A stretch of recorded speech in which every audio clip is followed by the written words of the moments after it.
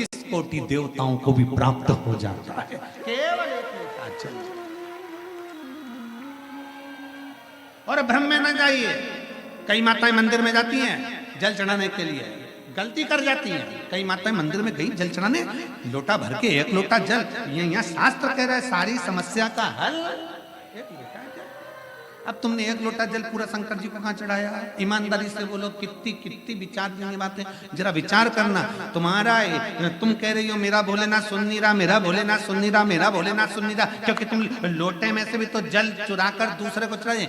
एक लोटे जल में से वही शंकर जी को चढ़ा दिया, उसी लोटे के पानी थोड़ा सा बचा के गणेश जी को चढ़ा दिया, उसी में थोड़ा बचा के पार्वती जी को चढ़ा दिया, उसमें से थोड़ा बचा के कार्तिकेय जी को चढ़ा दिया। अब यहाँ बात चल रही है सारी समस्या का हल एक लोटा जल।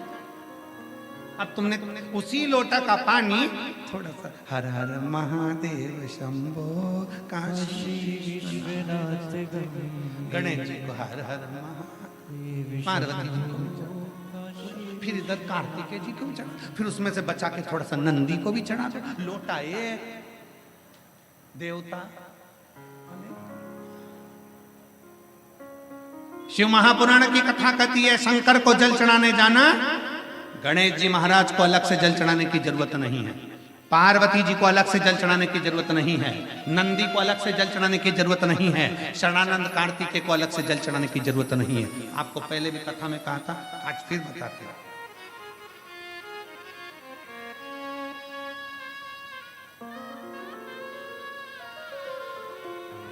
जैसे ये शिवलिंग, ये जलाधारी, ये चल, ये शिवलिंग, ये गोल जो जलाधारी है, किसका हस्त कमल है? जम के बोलो, पार्वती। जहां से जल बहता है उसके राइट हैंड में गणेश, लेफ्ट में कार्तिक, बीच में अशोक। शिवलिंग के ऊपर जो जलाधारी बंदी है उसमें से बूंद बूंद पानी नीचे गिर रहा है, वो शंकर भगवान की 5 बेटी, जया, विषहरा, शामली बारी, दौतली, देव। शंकर जी की छठी लड़की अशोक सुंदरी उनके पास। ठीक है, अब तुमने जल चढ़ाया। स्कंद पुराण कहती है जहां जल चढ़ता है, जल चढ़ने के बाद जलाधारी पर गिरता है, मतलब पार्वती जी को मिल गया। जल बहते बहते अशोक सुंदरी को मिल गया, कार्तिकेय गणेश को मिल गया। फिर वही जल बहता हुआ जब बाहर निकलता है, नीचे गिरने पर जितना शिवलिंग की, अभी अभी हम सतुआ बाबा जी के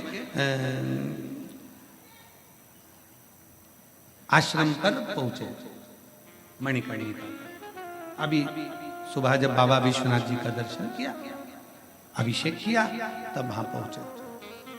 अगर आस्था चैनल वालों के पास अगर वो शिवलिंग का अगर वो फोटो हो बाबा जी के धाम आश्रम का, जहां हमने अभिषेक कर रहे थे जल चढ़, तो वहां पर पारस शिवलिंग का अभिषेक करने के बाद में नीचे जो जलाधारी है, जलाधारी में से जहां से पानी गिरता है, ये पानी जो नीचे गिर रहा है, पानी यहाँ आया और यहाँ से जो नीचे गया, मतलब जितनी परिधि मोटी है उतनी परिधि, जितना पानी यहाँ से लेके यहाँ तक जमीन पर जाता है उतनी दूरी में 64 योगनियां हैं, और फिर पानी यहाँ से जो आगे बढ़ता है वहां पर 33 कोटि देवी देवता है। मतलब एक लोटा जल सारे देवताओं को प्राप्त हो जाता है। तुम्हें अलग से गणेश जी को, अलग से किसी देवी देवता को, अलग से किसी देवता को जल की जरूरत नहीं पड़ती। तुम सोचो कि मैं गणेश जी को भी जल चढ़ा दूं, गणेश जी पास में बैठे, तुमने सोचा पार्वती जी को जल चढ़ा दूं, पार्वती जी पास में बैठी हैं, तुमने सोचा कि कार्तिकेय को जल चढ़ा दूं, ना ना, शंकर जी को चढ़ाया, सबको मिल।